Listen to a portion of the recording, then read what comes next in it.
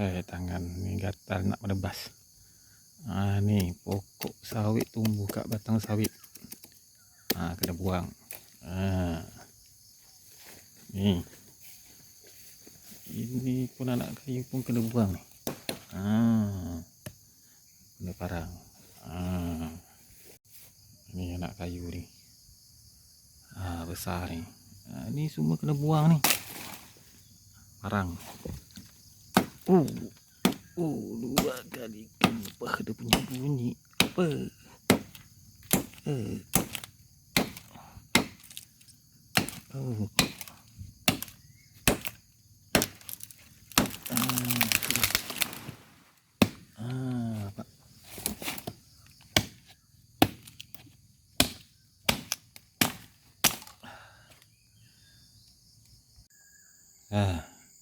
Pantang nampak pokok kayu. Kita kasih guna lah kan. Pantang pokok kayu ada kita.